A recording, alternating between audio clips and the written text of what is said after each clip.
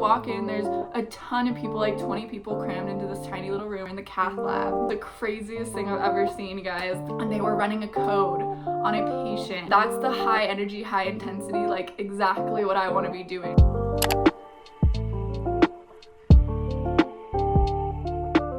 Okay.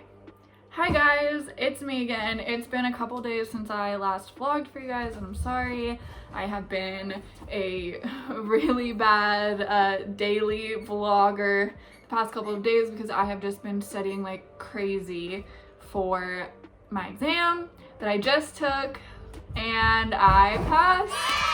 I got an 88%, which was crazy. I was not expecting to do that good whatsoever. The psych meds are literally insane, like clozapine, diazepam, chlorpromazine, lithium, MAOIs, SSRIs, SNRIs, TCAs, Haldol, like, and those are all different classes. Like, some of those are antidepressants, some of those are like anti-anxiety, bipolar, antipsychotic, like it's all new stuff from what we learned in pharmacology first semester. So it's all of that, and then on top of, okay, Maya, why do you always have to do this when I'm filming?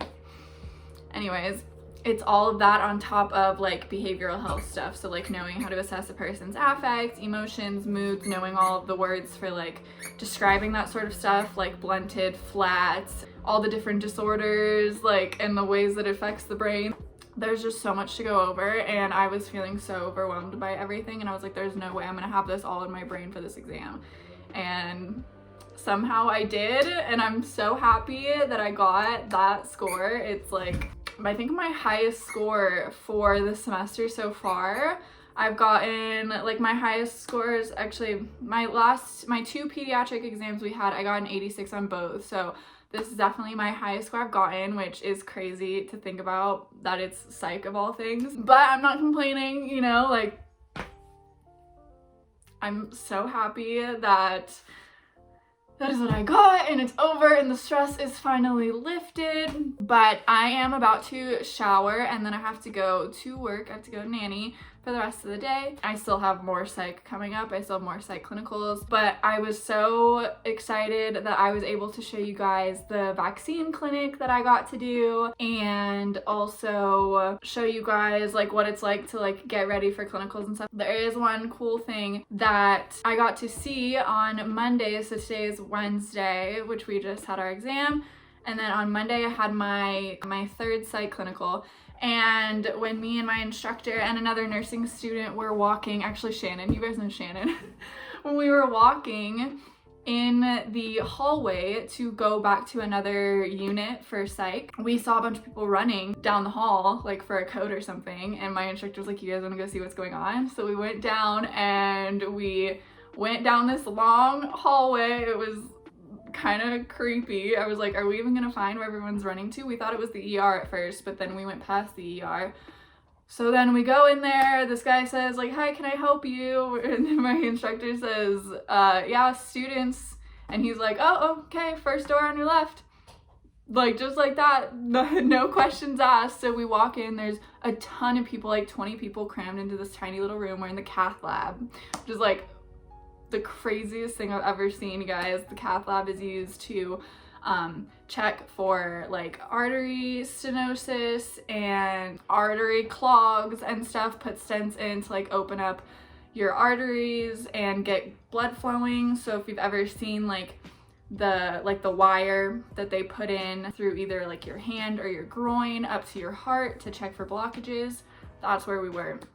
And they were running a code on a patient, and everyone was like running around, but like it was like organized chaos. It was literally so amazing.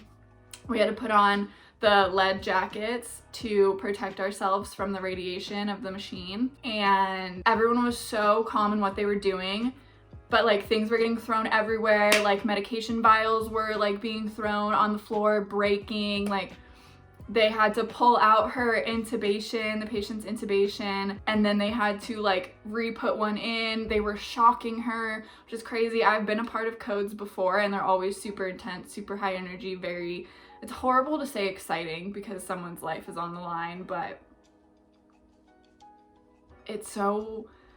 it's like exactly that's the high energy, high intensity, like exactly what I want to be doing. Like that's exciting for me. And as I was saying, I've been a part of codes, but I've never seen a person get shocked before, and it was crazy to see that happen. See them pushing the meds, pushing Effie, shocking her, analyzing for a rhythm, re-intubating her, watching all the doctors like do their thing. They were suctioning her mouth, she was bleeding. I was just standing there in awe of it. And then once they got her back, which was amazing. So what happened was, while they were cathing her, they disrupted the connection between the SA or the AV and the SV node. Yeah, is that the right ones? AV and SA and AV nodes. I think those are it. So they disrupted the connection between the AV and the SA nodes. And normally when that happens in a cath procedure, they can just shock the heart right back into a normal rhythm, because when that connection is disrupted, you go into VFib. Normally they can shock you right back into rhythm, but because this patient was so obese, the defibrillator pads were not getting the shock, or were not enough shock to get her heart back into rhythm. So that's why it turned into a full code, and it was such a big thing.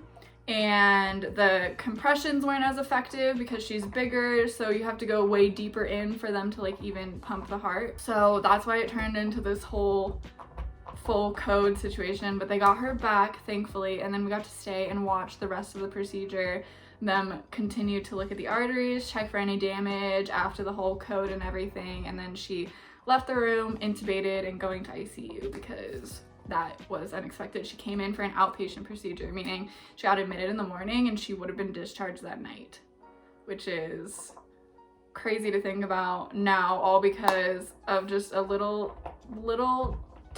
tick, whatever, a little issue in an easy routine surgery turns into that. And then she's gonna be hurting, first of all, because CPR is a lot of trauma on the body. She's gonna have trouble speaking because of like the way the tube was ripped out, and then they had to put another one in. Like, it's just crazy to think about what your body can go through and come back from.